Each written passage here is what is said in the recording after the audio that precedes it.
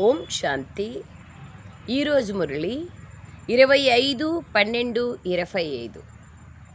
ఈరోజు చాలా మంచిగా ఉంది తేదీ, ప్లస్ ఈరోజు విశేషత క్రిస్మస్. సో మొత్తం విదేశీయులందరూ క్రిస్మస్ పండుగను ఆచరిస్తారు.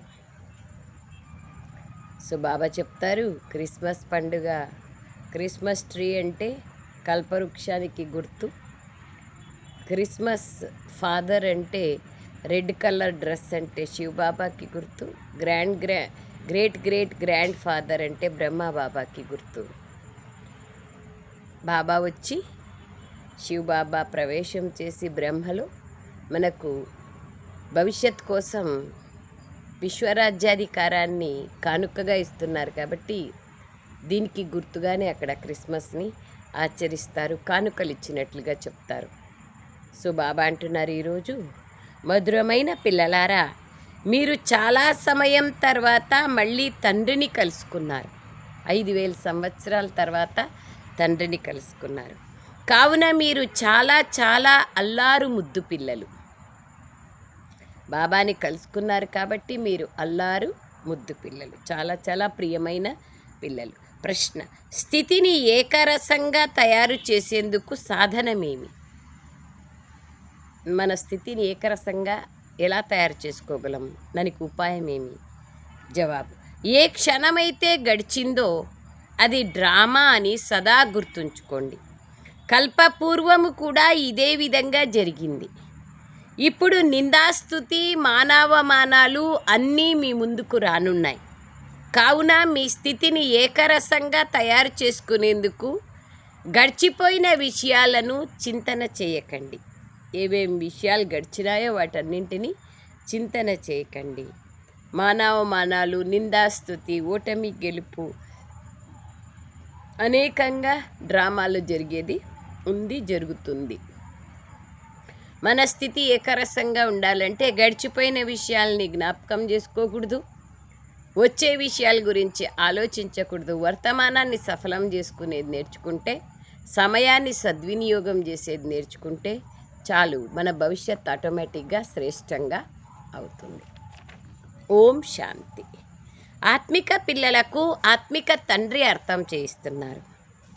ఆత్మిక తండ్రి పేరేమి? ఎవరైనా చెప్తారు, శివబాబా. వారు సర్వాత్మలకి తండ్రి. ఆత్మిక పిల్లలందరి పేరేమి? ఆత్మ. జీవానికి పేరు పెట్టడం జరుగుతుందే కానీ ఆత్మ పేరు అలాగే ఉంటుంది. సత్సంగాలు ఎన్నో ఉన్నాయని కూడా పిల్లలకు తెలుసు. ఇదే సత్యమైన సత్య సాంగత్యం.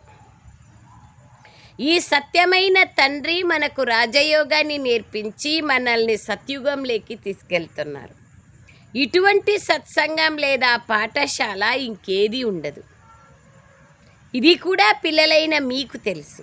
మొత్తం సృష్టి చక్రమంతా పిల్లలైన మీ బుద్ధిలో ఉంది. పిల్లలైన మీరే స్వదర్శన చక్రధారులు. ఈ చక్రం ఏ విధంగా తిరుగుతుందో తండ్రి కూర్చొని అర్థం చేయిస్తారు. ఎవరికైనా అర్థం చేయించేటప్పుడు వారిని చక్రం ముందు నిల్చోబెట్టండి. ఇప్పుడు మీరు ఇటువైపుకి వెళ్తారు, అంటే సత్యుగం వైపుకి వెళ్తారు. స్వయంని ఆత్మగా భావించండి అని జీవాత్మలకు తండ్రి చెప్తున్నారు. ఇది కొత్త విషయం ఏమీ కాదు. ఇది కల్పకల్పము వింటామని, మళ్ళీ ఇప్పుడు కూడా వింటున్నామని మీకు తెలుసు. మీ బుద్ధిలో దేహదారి అయిన తండ్రి, టీచర్, గురువు ఎవ్వరూ లేరు. దేహదారులు ఎవ్వరూ తండ్రి, టీచర్, గురువు కాదు మనకి. విదేహి అయిన శివబాబాయే మన టీచర్ మరియు గురువు. ఇప్పుడు మీకు ఇవి తెలుసు.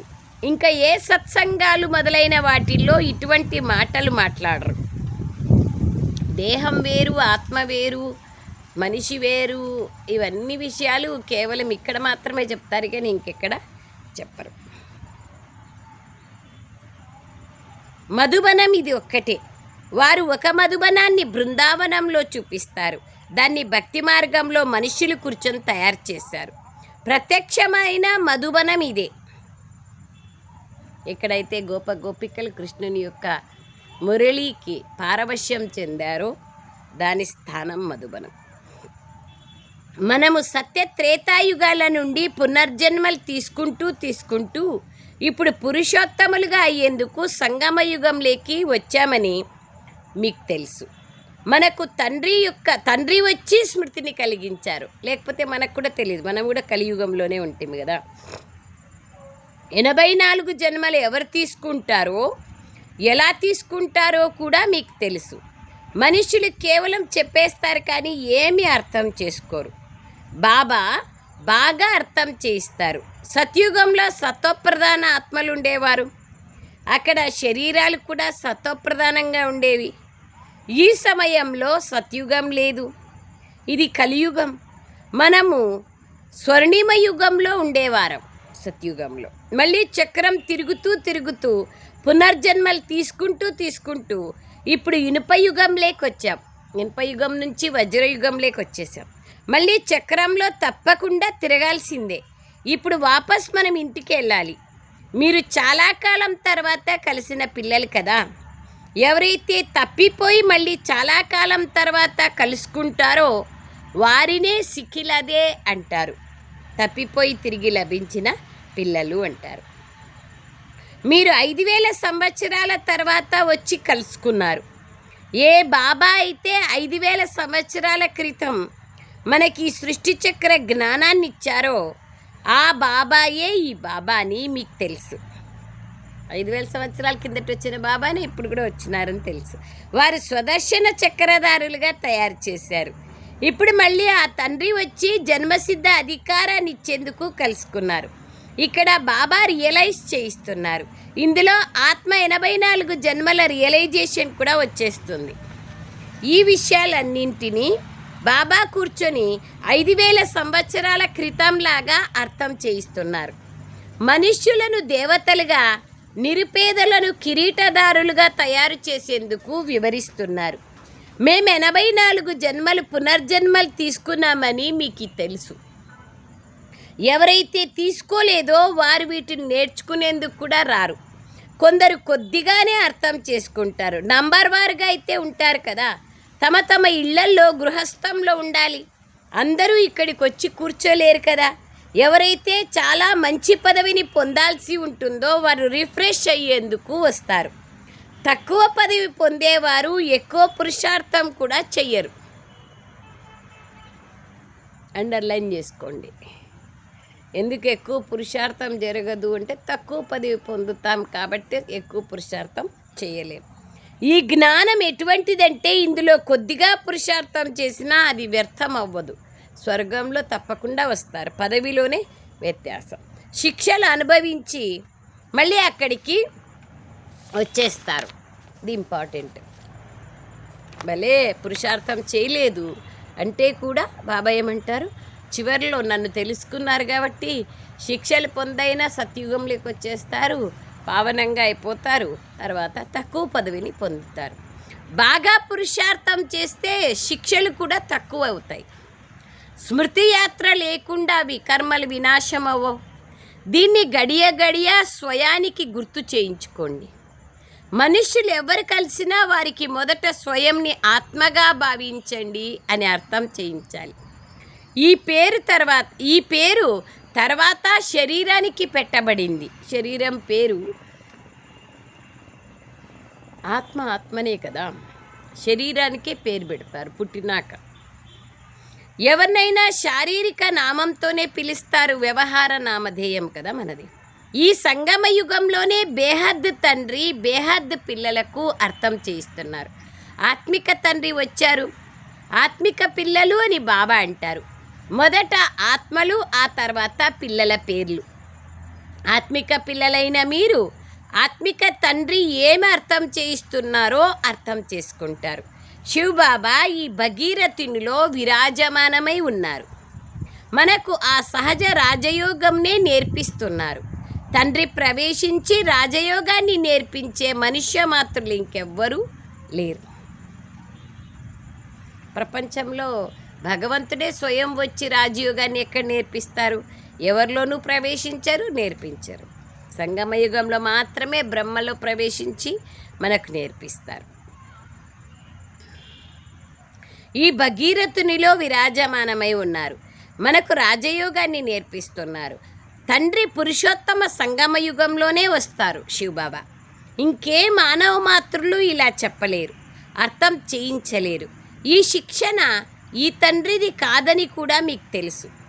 కలియుగం అంతమై సత్యుగం రానున్నదని కూడా ఇతడికి ఇంతకు ముందు తెలీదు. బ్రహ్మకి శివబాబా వచ్చినాక, జ్ఞానం ఇచ్చినాక తెలిసి ఇవన్నీ. ఇతనికి ఇప్పుడు దేహదారి గురువులు ఎవ్వరూ లేరు. 12 మంది గురువులు ఉండ్రి దాదా లేఖరాజ్కి. బ్రహ్మబాబా శివబాబా ప్రవేశమైనాక గురువుల యొక్క అవసరం లేకపోయింది. అందుకే బాబా అంటున్నారు, ఇప్పుడు దేహదారి గురువులు ఎవరు లేరు బ్రహ్మబాబాకి. ధర్మస్థాపకులు కూడా దేహదారులే. ఈ ధర్మాన్ని ఎవరు స్థాపించారు? పరంపిత పరమాత్మ, త్రిమూర్తి అయిన శివబాబా బ్రహ్మ ద్వారా స్థాపన చేస్తారు. ఇతడి శరీరానికి పేరు బ్రహ్మ అని పెట్టబడింది. క్రైస్తవులు క్రీస్తు ఈ ధర్మస్థాపనం చేశాడు అంటారు. అతని దేహదారి చిత్రం కూడా ఉంది. యేసుక్రీస్తు యొక్క శరీరం యొక్క చిత్రం ఉంది కదా. ఈ ధర్మస్థాపకుని చిత్రాన్ని ఎలా చూపిస్తారు? శివబాబా బ్రహ్మలో ప్రవేశించి చేశారు, కానీ బ్రహ్మబాబా చేయలేదు కదా. మరి శివబాబాకి దేహం అనేదే లేదు, ఆయన చిత్రం ద్వారా చూపించేకే లేదు. శివుణ్ణి చూపిస్తారు కదా. శివుని చిత్రాలను కూడా కొన్నింటిని పెద్దదిగా, కొన్నింటిని చిన్నదిగా తయారు చేస్తారు శివలింగాలు. నిజానికి వారు ఒక చిన్న బిందువు. వారికి నామరూపాలు ఉన్నాయి, కానీ అవి అవ్యక్తమైనవి. ఈ కళ్ళతో వారిని చూడలేం.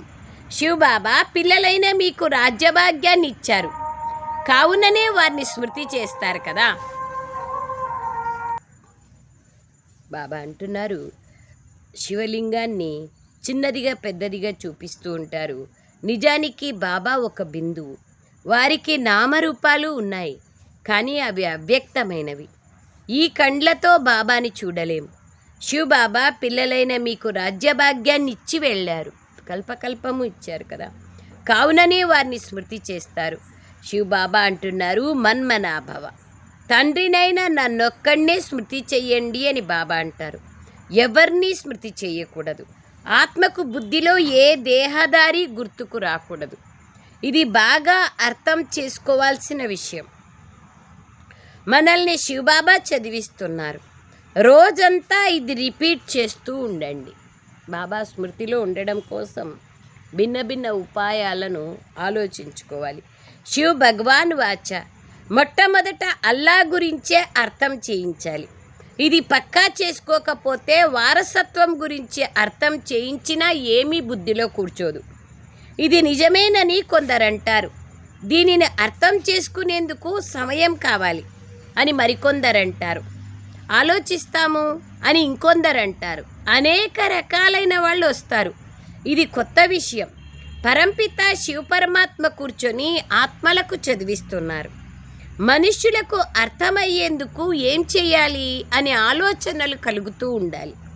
శివుడే జ్ఞానసాగర్లు. ఆత్మను జ్ఞానసాగరుడని ఎలా అంటారు? వారికి శరీరం లేదు. జ్ఞానసాగరుడైనట్లయితే తప్పకుండా ఎప్పుడో జ్ఞానం వినిపించారనే అర్థం. జ్ఞానసాగరుడు అంటే తన దగ్గర జ్ఞానము అలాగే పెట్టుకోరు కదా, ఎప్పుడో ఒకసారి వచ్చి వినిపించింటారు, అందుకే ఆ పేరు వచ్చి ఉంటుంది. మరి ఎప్పుడు వచ్చినారు, ఎవరిలో వచ్చినారు, వచ్చినాక జ్ఞానం ఎలా చెప్పారు, దాని బెనిఫిట్ ఏమి, ప్రాలబ్ధం ఏమి ఎవరికి తెలియదు. కావుననే వారిని జ్ఞానసాగర్లు అంటారు. ఏదో ఊరికే అన్నారు కదా జ్ఞానసాగరుడని. ఎవరైనా బాగా చదివి ఉంటే వీరు ఎన్నో వేదశాస్త్రాలను చదివారు అంటారు. కావుననే వీరు శాస్త్రీజీ లేదా విద్వాంసులు అంటారు. బాబాను జ్ఞానసాగరుడు, అథారిటీ అని అంటారు. తప్పకుండా ఒకప్పుడు ఉండి వెళ్ళారు. మొదట ఇప్పుడు కలియుగమా లేదా సత్యుగమా? ఇది మొదట ప్రశ్నించండి. ఇది కొత్త ప్రపంచమా లేదా పాత ప్రపంచమా? కొత్త కొత్త ఇన్వెన్షన్స్ కనుక్కుంటున్నారంటే ఇది కొత్త ప్రపంచమా అడగాలి. లక్ష్యం ఉద్దేశం అయితే మీ ముందుంది. ఈ లక్ష్మీనారాయణలు ఉన్నట్లయితే వీరి రాజ్యం కూడా ఉండేది. ఈ పాత ప్రపంచం, ఈ బీదరికం ఉండేది కాదు. సత్యుగంలో ఇవన్నీ ఉండవు. ఇప్పుడు కేవలం వీరి చిత్రాలు మాత్రమే ఉన్నాయి. మందిరాలలో మోడల్స్ చూపిస్తారు. నిజానికి వారి మెహల్స్, పూల తోటలు ఎంత పెద్ద పెద్దగా ఉంటాయి దేవతలకు. కేవలం మందిరాల్లోనే ఉండరు కదా. ప్రెసిడెంట్ బంగ్లా చూడండి ఎంత పెద్దగా ఉంటుంది, రాష్ట్రపతిది. దేవీ దేవతలైతే పెద్ద పెద్ద మెహల్స్లో ఉంటారు, ఎకరాలు ఉంటుంది కదా. ఎంతో స్థానం ఉంటుంది అక్కడ. భయపడే విషయమే ఉండదు. ఎల్లప్పుడూ పూల తోటగా ఉంటుంది. ముళ్ళు అనేవే ఉండవు. నిజానికి అది పూల తోట. అక్కడ కర్రలు మొదలైనవి కాల్చని కూడా కాల్చరు అగ్గి కోసం. కర్రల నుండి పొగ వస్తే దుఃఖమే అనుభవం అవుతుంది కదా. కట్టెల పొయ్యిలో ఒకప్పుడు వంట చేసేవాళ్ళు కదా, సో కన్నీళ్ళు వస్తాయి. అక్కడ మనం చాలా చిన్న భూభాగంలో ఉంటాం. కొంచెం భారతదేశం ఇప్పుడు ఎంత ఉందో అవన్నీ ఉండవు. ఆ తర్వాత వృద్ధి అవుతూ పోతుంది. చాలా మంచి పూల తోటలు ఉంటాయి. సుగంధం వస్తూ ఉంటుంది. అడవి అనేదే ఉండదు. ఇప్పుడు ఆ అనుభూతి కలుగుతూ ఉంటుంది. కానీ చూడడం అయితే చూడరు కదా. మీరు ధ్యానంలో పెద్ద పెద్ద మెహల్స్ మొదలైనవి చూసి వస్తారు. వాటిని అక్కడ తయారు చేయలేరు కదా. ఇక్కడ ఎట్లా తయారు చేస్తారు? సత్యుగంలో బంగారు ఇటుకలతో అంటే ఇక్కడెక్కడున్నాయి అవి? సాక్షాత్కారమై మళ్ళీ సమాప్తమైపోతాయి, మాయమైపోతాయి. సాక్షాత్కారాలు అయితే చేశారు. రాజులు, యువరాజులు, యువరాణిలు ఉంటారు. స్వర్గం చాలా రమణీకంగా ఉంటుంది. ఏ విధంగా ఇక్కడ మైసూర్ మొదలైన స్థానాలు రమణీకంగా ఉంటాయో, అంటే చాలా పూల తోటలు ఉంటాయి, గార్డెన్ ఉంటుంది, చల్లగా ఉంటుంది. అది బాబా అంటున్నారు. సుందరమైన ప్రకృతి ఉంటుంది. అలా అక్కడ చాలా మంచి గాలులు వీస్తూ ఉంటాయి. సత్యుగంలో జలపాతాలు ప్రవహిస్తూ ఉంటాయి. మంచి వస్తువులను తయారు చేయాలని ఆత్మ భావిస్తుంది. ఆత్మకు స్వర్గమైతే గుర్తుకొస్తుంది కదా. అక్కడ ఏమేమి ఉంటాయో, మనం ఎక్కడ ఉంటామో ఆత్మలైన మీకు రియలైజ్ అవుతుంది. ఈ సమయంలో ఈ స్మృతి ఉంటుంది. మీరెంత అదృష్టవంతులో చిత్రాలను చూడండి. అక్కడ దుఃఖము కలిగించే విషయాలే ఉండవు. మనం స్వర్గంలో ఉండేవాళ్ళం, మళ్ళీ కిందికి దిగాం. ఇప్పుడు మళ్ళీ స్వర్గంలోకి వెళ్ళాలి. ఎలా వెళ్ళగలము? బాబా అంటున్నారు, లిఫ్ట్లో వెళ్ళేదా, ఎట్లా మెట్లెక్కి వెళ్ళేదా? పురుషార్థం ద్వారా వెళ్ళాలి కదా. ఆత్మలమైన మనం శాంతిధామ నివాసులం. ఇప్పుడు మీరు మళ్ళీ దేవతలుగా అవుతున్నారు మరియు ఇతరులను తయారు చేస్తున్నారు. ఎంతోమంది ఇంట్లో కూర్చొని కూడా సాక్షాత్కారాలు పొందుతారు. బంధనాల్లో ఉన్నవారు ఎప్పుడూ కూడా చూసి ఉండరు. పాపం మధుబనానికి రావాలంటే కూడా ఇంట్లో బంధనాలు ఉంటాయి. సెంటర్లకు రావాలంటే కూడా ఆత్మకు ఎటువంటి ఉత్సాహం కలుగుతుందో చూడండి. తన ఇల్లు దగ్గర పడుతున్న కొద్దీ ఎంతో సంతోషం కలుగుతుంది. పరంధామానికి దగ్గర అయ్యే కొద్దీ సంతోషం పెరుగుతూ పోతుంది. తండ్రి మాకు జ్ఞానాన్ని ఇచ్చి అలంకరిస్తూ వచ్చారని అర్థం చేసుకుంటారు. చివరికి ఒకరోజు వార్తాపత్రికల్లో కూడా పడుతుంది. ఎన్నో వార్తాపత్రికల్లో ఎన్నో రాస్తా వస్తున్నారు కదా. సోషల్ మీడియా, టీవీలో అన్నింటిలో వస్తుంది. ఇప్పుడు స్తుతి, నింద, అవమానాలు అన్నీ ముందుకు వస్తాయి. కల్పపూర్వం కూడా ఇలా జరిగిందని తెలుసు. ఏ క్షణమైతే గడిచిందో దాని గురించి చింతించకూడదు. వార్తాపత్రికల్లో ఇంతకు ముందు కూడా ఇలా ఉండేది. మళ్ళీ పురుషార్థం చేయడం జరుగుతుంది. హంగామాలు ఏవైతే జరిగాయో అవి జరిగిపోయాయి, మళ్ళీ రిపీట్ అవుతాయి 5000 సంవత్సరాలకి. అదే బాబా అంటున్నారు, అయిపోయిన వాటి గురించి ఆలోచన చేయమాకండి. అనేక కొట్లాటలు జరిగాయి కదా యజ్ఞం ప్రారంభంలో. మళ్ళీ పురుషార్థం చేయడం జరుగుతుంది. బాబా అంటారు, మీరు మళ్ళీ, కానీ పేరైతే అందరికీ తెలిసింది కదా. హంగామాలు ఏవైతే జరిగాయో అవి జరిగిపోయాయి. పేరైతే అందరికీ తెలిసింది. డిసర్వీస్ ద్వారా కూడా పేరు తెలిసింది కదా అంటున్నారు బాబా. మీరు మళ్ళీ వారికి బదిలిస్తారు. కొందరు చదువుతారు, కొందరు చదవరు, ఖాళీ దొరకదంటారు, ఇతర పనులలో నిమగ్నమైపోతారు. ఇది బేహద్ పెద్ద డ్రామా అని ఇప్పుడు మీ బుద్ధిలో ఉంది. డ్రామా టిక్ అంటూ తిరుగుతూనే ఉంటుంది. చక్రం తిరుగుతూ ఉంటుంది, ఒక్క క్షణము కూడా ఆగదు. సృష్టి చక్రం ఆగితే ఎట్లా? మొత్తం అన్నీ స్తబ్దమైపోతాయి. దానికే బాబా అంటారు, ఒక్క క్షణం ఏదైతే గడిచిపోయిందో అది మళ్ళీ 5000 సంవత్సరాల తర్వాత పునరావృత్తి అవుతుంది. ఏదైతే జరిగిందో అది ఒక్క క్షణం తర్వాత స్మృతిలోకి వస్తుంది. ఆ పొరపాటు జరిగిపోయింది, డ్రామాలో రచింపబడి ఉంది. కల్పపూర్వం కూడా ఇదే పొరపాటు జరిగింది, గడిచిపోయింది. మళ్ళీ ఇక ముందు చెయ్యమంటూ పురుషార్థం చేస్తూ ఉంటారు. గడియ గడియ ఈ పొరపాటు చేయడం మంచిది కాదు, ఈ కర్మ మంచిది కాదు అని మీకు అర్థం చేయించబడుతుంది. మా ద్వారా ఈ చెడు పని జరిగింది అని మనస్సు తింటూ ఉంటుంది. ఇలా చెయ్యకండి, ఎవరికైనా దుఃఖం కలుగుతుంది అని బాబా వివరిస్తారు, అవరోధిస్తారు. ఈ పని చెయ్యకండి అని చెప్పకుండా ఏదైనా వస్తువుని తీసుకోవడం కూడా దొంగతనమే కదా. ఇటువంటి పనులు చెయ్యకండి, చేదుగా మాట్లాడకండి. ఈ రోజుల్లో ప్రపంచం ఎలా ఉందో చూడండి. ఎవరైనా పని వాళ్ళ మీద కోపం చేసుకున్నా అతడు కూడా శత్రుత్వం చూపించడం మొదలు పెడతాడు. కానీ సత్యుగంలో అయితే పులి మేక కూడా పరస్పరం పాలు పంచదార వలె కలిసిమెలిసి ఉంటాయి. ఉప్పు నీళ్ళు మరియు పాలు పంచదార. సత్యుగంలో మనుష్యాత్మలందరూ పరస్పరం పాలు పంచదార వలె కలిసిమెలిసి ఉంటారు. జీవజంతువులే ఉంటాయి అంటే ఇంకా మానవ మాత్రులు ఎలా ఉంటారు? ఈ రావణ్ణి ప్రపంచంలో మనుష్యులందరూ ఉప్పు నీళ్ళులాగా ఉన్నారు.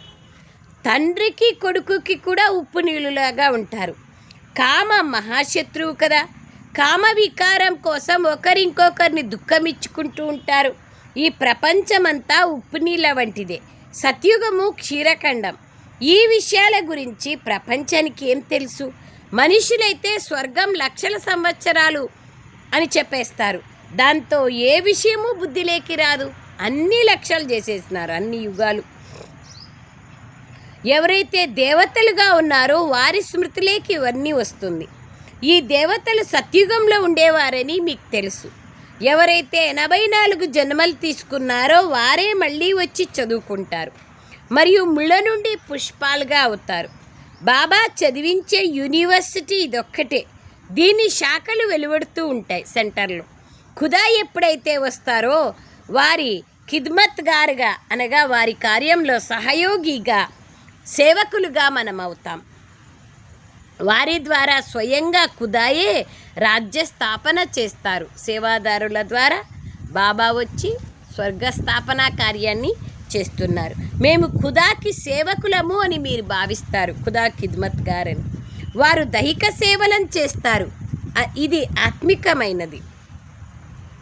బాబా అంటారు అక్కడ ఎక్కడైనా సరే స్థూలమైన సేవలే చేస్తారు కదా. దేవుని సేవ అంటారు, స్థూలమైనవే చేస్తారు కదా. ఇది ఆత్మిక సేవ, ఆత్మలను పరివర్తన చేసే సేవ. బాబా అంటారు ఆత్మలైన మనకు ఆత్మిక సేవను బాబా నేర్పిస్తున్నారు. ఎందుకంటే ఆత్మయే తమోప్రధానం అయిపోయింది. ఇప్పుడు మళ్ళీ తండ్రి వచ్చి సతోప్రధానంగా తయారు చేస్తున్నారు. నన్నొక్కడిని స్మృతి చేస్తే వికర్మలు వినాశం అవుతాయని బాబా అంటారు. ఇది యోగ అగ్ని. భారతదేశ ప్రాచీన రాజయోగం మహిమ చేయబడింది కదా. కృత్రిమమైన యోగాలైతే ఎన్నో ఉన్నాయి. కావున స్మృతి యాత్ర అని అనడమే సరైనది. శివబాబాను స్మృతి చేస్తూ చేస్తూ మీరు శివపురిలోకి వెళ్ళిపోతారు. అది శివపురి. సత్యుగం విష్ణుపురి. ఇప్పుడు ఇది రావణపురి. విష్ణుపురి తర్వాత వచ్చేది రామపురి. సూర్యవంశీయుల తర్వాత చంద్రవంశీయులు వస్తారు. ఇది సాధారణ విషయమే. అర్ధకల్పం సత్యత్రేతాయుగాలు, ఇంకొక అర్ధకల్పం ద్వాపర కలియుగాలు. ఇప్పుడు మీరు సంగమ యుగంలో ఉన్నారు. ఇది కూడా కేవలం మీకే తెలుసు. ఎవరైతే బాగా ధారణ చేస్తారో వారు ఇతరులకి కూడా అర్థం చేయిస్తారు. మేము పురుషోత్తమ సంగమ యుగంలో ఉన్నామని ఎవరి బుద్ధిలోనైనా గుర్తున్నా కూడా మొత్తం డ్రామా అంతా బుద్ధిలోకి వచ్చేస్తుంది. కానీ కలియుగ దేహ సంబంధీకులు మొదలైన వారు గుర్తుకొస్తూ ఉంటారు. మీరు ఒక్క తండ్రినే స్మృతి చేయాలని బాబా అంటారు. సర్వుల సద్గతి దాత రాజయోగాన్ని నేర్పించేవారు ఒక్క బాబాని. కావున మొత్తం ప్రపంచమంతటినీ మార్చే శివబాబా యొక్క శివ జయంతియే నిజమైన జయంతి అని బాబా అర్థం చేస్తున్నారు. ఇది బ్రాహ్మణులైన మీకే తెలుసు. ఇప్పుడు మనం పురుషోత్తమ సంగమ యుగంలో ఉన్నాం. ఎవరైతే బ్రాహ్మణులుగా ఉన్నారో వారికే రచయిత మరియు రచనల జ్ఞానం బుద్ధిలో ఉంది. అంతే కదా. బాబా వచ్చి మనకు తెలిపిస్తేనే మనకు కూడా ఈ జ్ఞానం పూర్తిగా తెలుస్తుంది. అది కూడా సదా గుర్తుండదు. అచ్చా मीठे मीठे सिकिलरे बच्चों प्रति माता पिता बाप दादा का याद प्यार और गुड मॉर्निंग। रूहानी बाप की रूहानी बच्चों को नमस्ते। हम रूहानी बच्चों की रूहानी माता पिता बाप दादा को याद प्यार गुड मॉर्निंग और नमस्ते नमस्ते नमस्ते। बाबा नमस्ते। थैंक यू बाबा। సారాంశం, ఎవరికైనా దుఃఖము కలిగించే కర్మలు ఏవి చేయకూడదు. చేదు మాటలు మాట్లాడకూడదు. చాలా చాలా క్షీరఖండంగా కలిసిమెలిసి ఉండాలి. ఏ దేహదారిని స్మృతి చేయకూడదు. మమ్మల్ని శివబాబా చదివిస్తున్నారు అనేది బుద్ధిలో ఉండాలి. ఒక్కరినే మహిమ చేయాలి. ఆత్మిక సందేశకులుగా కావాలి. వరదానం, అశుద్ధ సంకల్పాల వ్రతము ద్వారా వృత్తిని పరివర్తన చేసే హృదయ సింహాసన అధికారులుగా కండి. అశుద్ధ సంకల్పాలనే వ్రతాన్ని చేపడితే మన ఆలోచనలు పరివర్తన అయిపోతాయి. తద్వారా మనము పవిత్రమైతాము. బాబా హృదయ సింహాసన అధికారిగా అవుతాము. బాప్దాదాల హృదయ సింహాసనం ఎంత శుద్ధమైనదంటే ఈ సింహాసనం పైన సదా శుద్ధంగా ఉన్న ఆత్మలే కూర్చోగలవు. ఎవరి సంకల్పంలోనైనా అపవిత్రత లేదా అమర్యాదైనా వచ్చేస్తే వారు సింహాసన అధికారులుగా అయ్యేందుకు బదులుగా దిగే కళల్లోకి వచ్చేస్తారు. అపవిత్రత లేదా అమర్యాద సంకల్పం వచ్చినా కూడా కిందికి దిగుతారు. కావున మొదట శుద్ధ సంకల్పాల వ్రతము ద్వారా మీ విచారాలను పరివర్తన చేసుకోండి. వృత్తి పరివర్తన ద్వారా భవిష్య జీవితం యొక్క సృష్టి మారిపోతుంది. శుద్ధ సంకల్పాలు లేదా దృఢ సంకల్పాల వ్రతము యొక్క ప్రత్యక్ష ఫలం సదాకాలికంగా బాప్దాదాల హృదయ సింహాసనం. మనము శుద్ధ సంకల్పాలు లేదా దృఢ సంకల్పాల వ్రతం చేపడితే దాని ప్రత్యక్ష ఫలం ఏమిటి అంటే సదాకాలికంగా బాప్దాదా హృదయ సింహాసన అధికారిగా అవుతాం. స్లోగన్, ఎక్కడైతే సర్వశక్తులు తోడుగా ఉంటాయో అక్కడ నిర్విఘ్న సఫలత ఖచ్చితంగా ప్రాప్తిస్తుంది. అవ్యక్త ప్రేరణ, ఇప్పుడు సంపన్నంగా మరియు కర్మాతీతంగా కావాలనే ధుని ఉండాలి. అంతఃవాహక స్థితి అనగా అంతర్ముఖి స్థితి. అంతర్వాహక స్థితి అనగా కర్మబంధన ముక్తులై కర్మాతీత స్థితి యొక్క వాహనం అనగా అంతిమ వాహనం. దీని ద్వారా క్షణంలో బాబా జతలో ఎగురగలరు. దీనికోసం అన్ని హద్దుల నుండి దూరమై బేహద్దు స్వరూపంలో బేహద్దు సేవాదారి సర్వ హద్దులపైన విజయాన్ని ప్రాప్తి చేసుకునే విజయీ రత్నంగా కండి. అప్పుడే అంతిమ కర్మాతీత స్వరూపం యొక్క అనుభవీ స్వరూపులుగా అవుతారు. అంతర్వాహక స్థితి ద్వారా కర్మబంధనాల నుంచి ముక్తులైపోండి. కర్మాతీతులుగా కండి. అంతిమ వాహనం కర్మాతీత స్థితి. దీనికోసం హద్దు స్వభావము హద్దు స్వరూపాలు అన్నింటినీ మర్చిపోండి. బేహద్ సేవాదారిగా కండి. అప్పుడే హద్దు పైన విజయాన్ని ప్రాప్తి చేసుకుంటారు. కర్మాతీత స్థితిని పొందగలుగుతారు. అచ్చా, ఓం శాంతి. థ్యాంక్ యూ బాబా. Thank you.